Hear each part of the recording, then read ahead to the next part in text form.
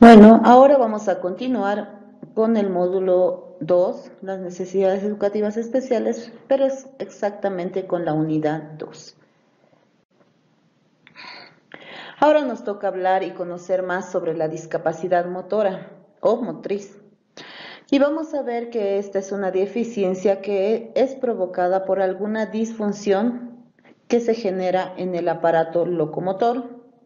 Todos estos problemas pueden generar una movilidad limitada en lo que es el desarrollo de la persona. Esto puede ser a causa de una secuela o la manifestación o alteración de manera general o específica en lo que es el desplazamiento normal. Los principales problemas que puede generar la discapacidad motriz van a ser los siguientes. Los movimientos incontrolados, vamos a observar que también va a haber dificultades en lo que es el proceso de la coordinación. Van a tener estos niños una fuerza reducida, tal vez un lenguaje que no se va a poder comprender muy bien. También van a presentar alguna dificultad con la motricidad fina, con la motricidad gruesa, mala accesibilidad en lo que es el medio físico. Todas estas características van a presentar estos niños con algún problema de discapacidad motora, como estamos observando en las imágenes. ¿Cuáles son las causas de la discapacidad motora? Vamos a ver que tenemos tres tipos. Primero, las causas prenatales, aquellas que son antes de que el niño nazca, o sea, en el proceso de gestación.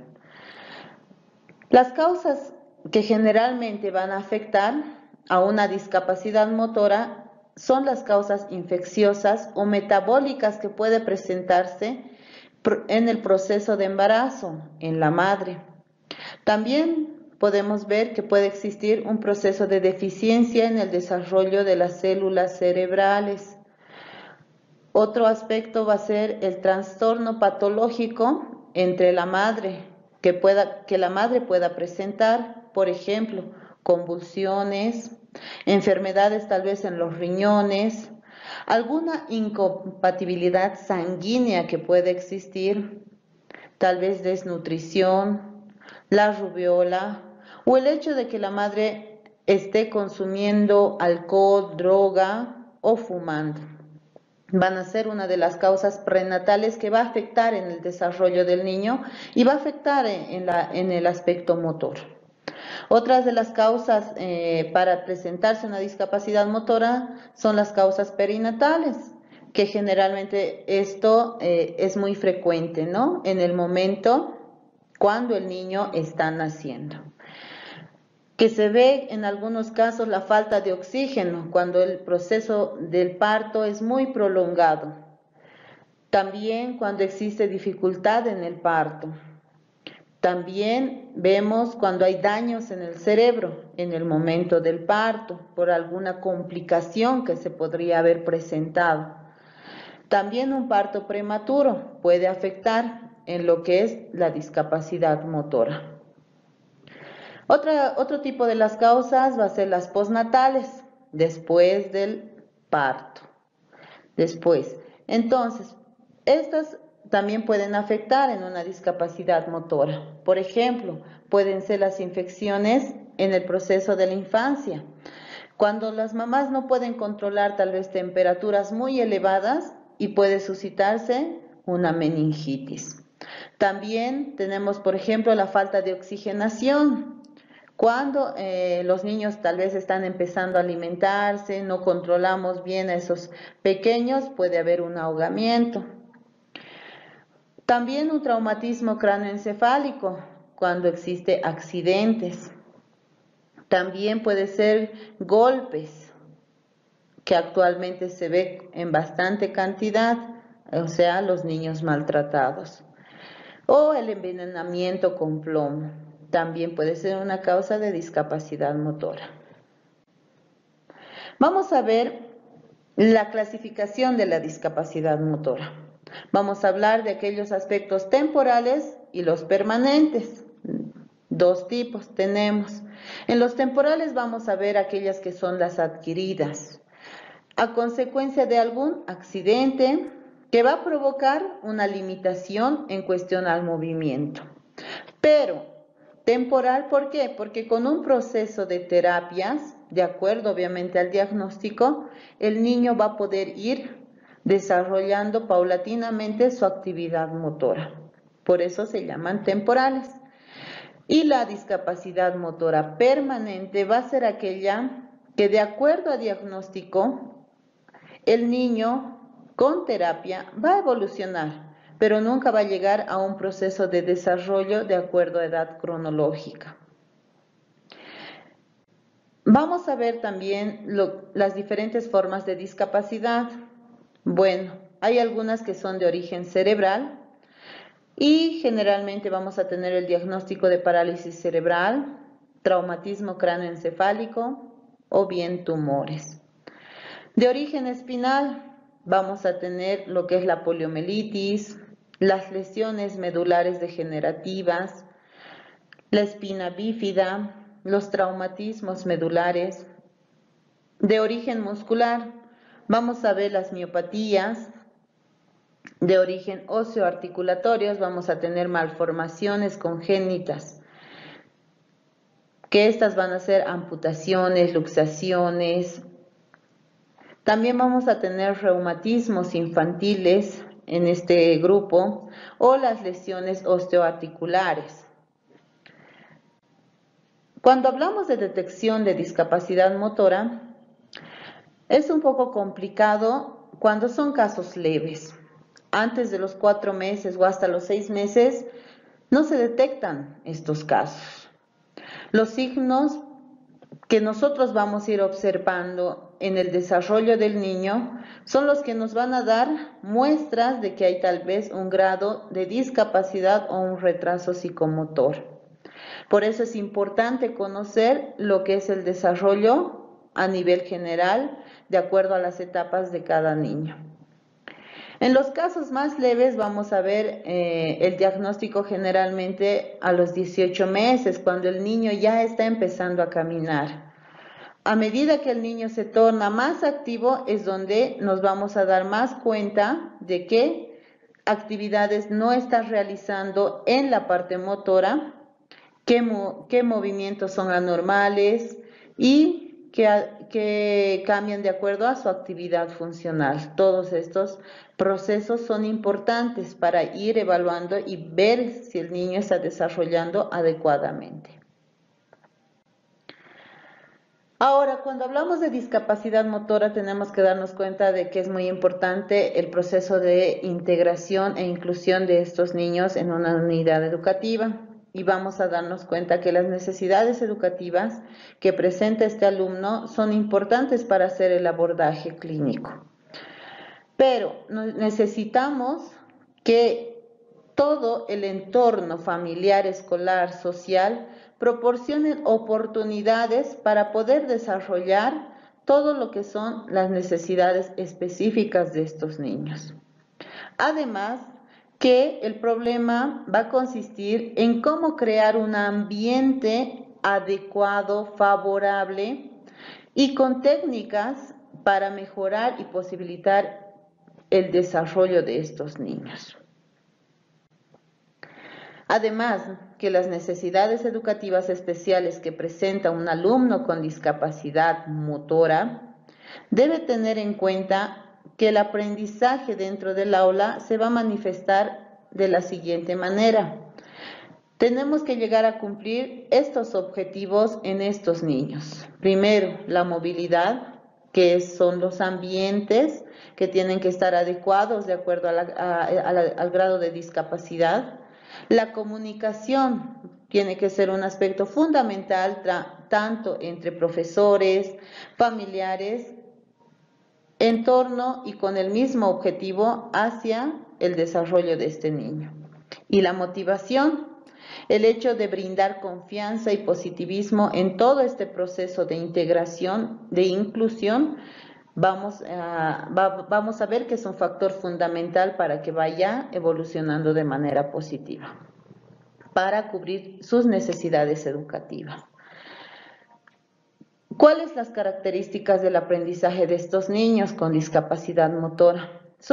Es fundamental, ¿no?, mencionar todo esto por el hecho de que vamos a ver que tienen estas características y que nosotros tenemos que trabajar con estrategias para ayudar a estos niños que presentan estas características. Por ejemplo, algunos niños van a presentar tal vez hiperactividad, se van a distraer fácilmente, van a tal vez tener complicaciones en lo que es el proceso de figura, fondo, tamaño.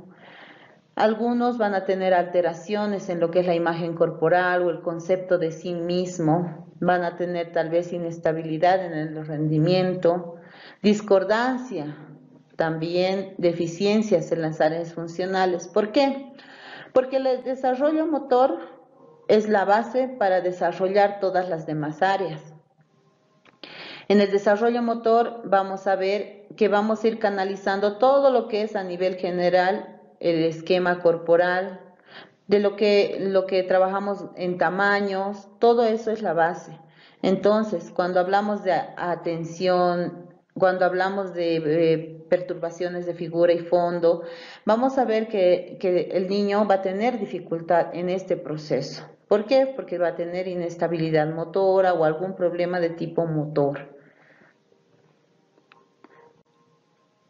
El siguiente punto que vamos a tomar en cuenta hoy, ahora entrando a lo que son los trastornos, vamos a ver el trastorno general de desarrollo, más conocido como el TEA, trastorno del espectro autista. ¿Qué es? Bueno, es una alteración del desarrollo y este puede provocar problemas a nivel social, comunicacional o conductuales de manera muy significativas, que va a afectar obviamente a lo que es el desarrollo cognitivo en algunos casos. Es difícil dar una definición clara y exacta. ¿Por qué? Porque las clasificaciones están continuamente en modificación. ¿Cuáles son las características particulares de un niño con autismo?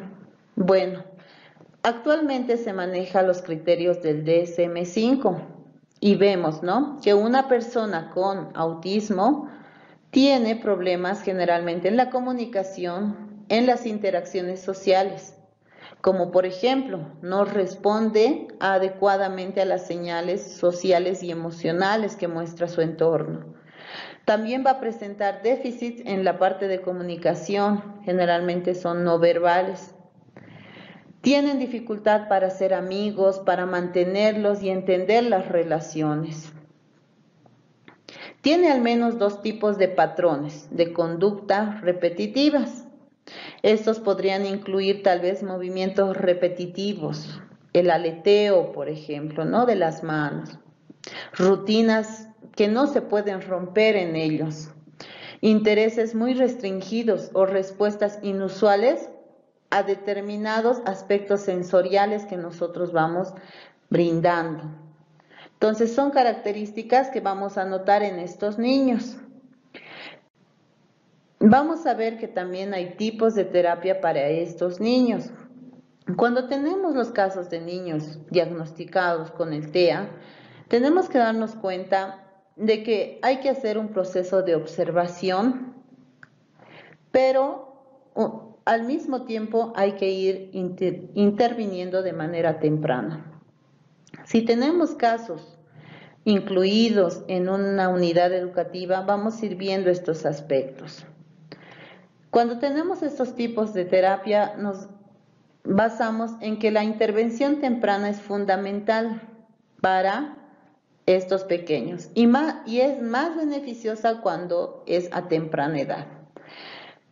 Nos ayuda también a enfocarnos en aumentar también su coeficiente intelectual. Es uno de los beneficios que podemos obtener si hacemos una estimulación temprana. O sea, otro aspecto a tratar en terapia es la terapia de modificación de conducta, porque sabemos que estos niños van a tener problemas a nivel conductual. Generalmente tenemos que reforzar las conductas deseadas y reducir las conductas no deseadas. También se sugiere que puedan hacer los padres, los tutores, antes, durante y después de estos episodios que los niños presentan generalmente. Son actividades que de acuerdo a las características de cada niño vamos a ir desarrollando con patrones para trabajar esta conducta. Otro tipo de intervención que tenemos que emplear en estos casos es la terapia cognitivo-conductual, y esta consiste en centrar la conexión entre los pensamientos, los sentimientos y la conducta. El terapeuta va a ser la persona que va a fijar metas junto a los padres, metas específicas para ir desarrollando una terapia. La persona con autismo tiene que aprender a identificar y modificar sus pensamientos para llevar a tener sentimientos o comportamientos más particulares, ¿no? Tiene que poder desenvolverse y controlar este aspecto conductual. La terapia cognitivo-conductual se va a estructurar en fases de tratamiento de manera específica. También se tiene que adaptar a fortalezas y debilidades que se pueda presentar de manera individual en el paciente. También tenemos que trabajar en lo que es la mejora de la atención. ¿Por qué? Estos niños, como no hay un contacto visual en estos pequeños, entonces también existe un problema de atención. Entonces tenemos que enseñarles a señalar, a mostrar las cosas, a coordinar miradas entre persona y objeto. Tenemos que mejorar sus niveles de concentración y atención en cosas más específicas, siempre y cuando también le llamen la atención. Hay que buscar materiales, estrategias para canalizar este nivel de atención que nosotros requerimos. Otro aspecto, otra terapia son las educativas. Cuando trabajamos los niveles de atención conductual, el niño puede ya entablar un proceso educativo. Dependiendo el grado de autismo que presente, entonces nosotros vamos a trabajar en las unidades educativas. Es importante diseñar un material adecuado y de acuerdo a su desarrollo del niño, y también de acuerdo al interés que él presenta. Es importante desarrollar todas sus habilidades específicas. Educar a las personas con autismo incluye una combinación de clases tanto individuales como en grupos. Y cuando hablamos de manera grupal, significa que nuestro objetivo va a ser que el niño socialice. Como tenemos y sabemos que una de las características que el niño con autismo se complica un poco en poder desarrollar estas habilidades sociales, nuestra función va a ser el hecho de que socialice, tratar de integrarlo en los salones de clase. Otro tratamiento que generalmente se abarca con estos niños es el de los medicamentos. No existe un medicamento específico para curar el TEA o todos sus síntomas, ¿no? Pero se ayuda con algunos medicamentos para trabajar en determinadas conductas. Los profesionales de salud con frecuencia van a usar algunos medicamentos para trabajar en el aspecto que les menciono. Y así también poder reducir algunas lesiones o agresiones que el niño mismo a veces comete hacia su persona. Otro tipo de terapia es la nutricional, que se abarca generalmente con estos pequeños. Algunos niños con autismo no comen determinados alimentos debido a cómo saben, ¿no? De acuerdo al sabor. Entonces, es importante trabajar con una nutricionista. También se ha visto de que en algunos textos, en algunas lecturas, de que se tiene que omitir el gluten y la caseína de la alimentación de estos niños. Entonces, es importante hacer el seguimiento de todo esto con una nutricionista. También es importante lo que es la terapia ocupacional, por el hecho de que necesitamos que estos niños desarrollen todas sus actividades de la vida diaria. Ellos tienen que llegar a ser independientes. La terapista ocupacional nos ayudará en este proceso. Otro aspecto fundamental es a trabajar las habilidades sociales. Cuando hablamos de las habilidades sociales, mencionábamos a un principio, ¿no?, que es uno de los factores más limitantes para desarrollarse en estos niños. Entonces, también las habilidades sociales va a ser otro factor que tenemos que trabajar, que el niño desarrolle lo que es la conversación, aprenda a manejar las burlas y aprenda a perder. Son aspectos que tienen que ir desarrollando para fortalecer su entorno social.